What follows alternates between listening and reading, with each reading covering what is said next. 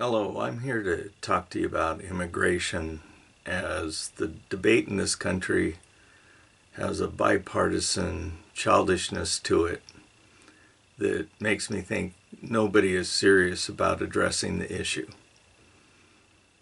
The real problem with immigration is that people are fleeing a forest fire we started 50 years ago with the war on drugs.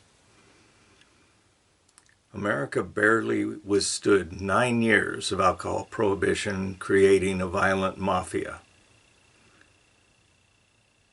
We had corrupt police, corrupt mayors, corrupt police chiefs, violence everywhere, and that was after only 9 years of prohibiting something that the vast majority wanted. It only reduced alcohol consumption about 35%. Created enormous profits for violent criminals. We've done the same thing with the war on drugs, only it's gone on for 50 years throughout Latin America, and we have destroyed the governments of Latin America.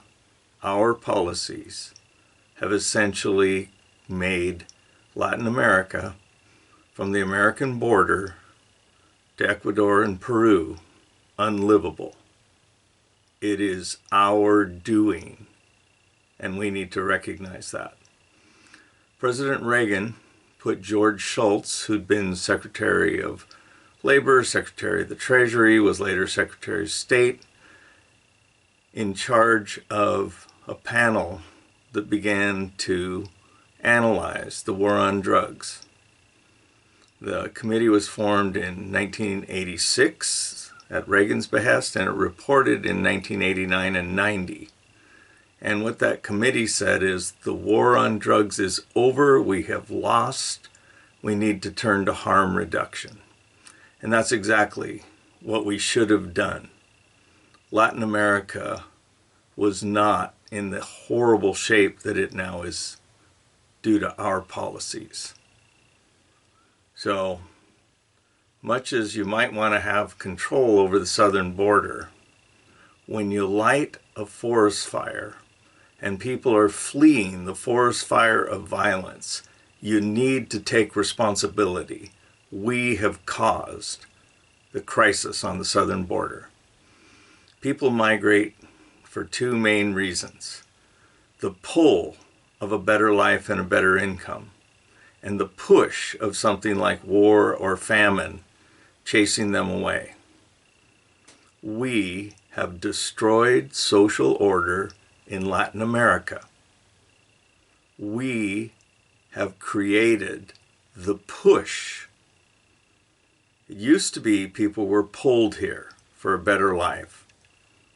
Now they're pushed, and they're pushed by us.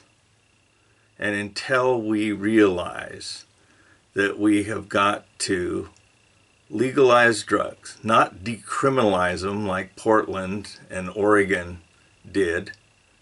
We need to legalize drugs fully so that we don't have overdoses unless it's a deliberate suicide, because we'll have dosages and high quality manufacturing. Again, we have problems with alcohol, but prohibition was worse. We'll have problems with drugs, but prohibition is worse. And then we need to combine that with a system that might require a constitutional amendment of picking up the vagrants, the people who are abusers, who can't use the drug recreationally competently, especially as we know it'll be manufactured more suitably for recreational use if we fully legalize and reasonably regulate. We need to vacuum up the people who've become drug abusers off the streets. We need to put them in sobering camps. We need to reteach them how to work 8 hours a day. So being soft or easy is not a part of this. People want to say, oh, you're soft on drugs. Well, no.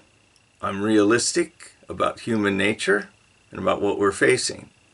And I am not soft on the so-called homeless who have decided to make the addicted life of begging and crime a way of life.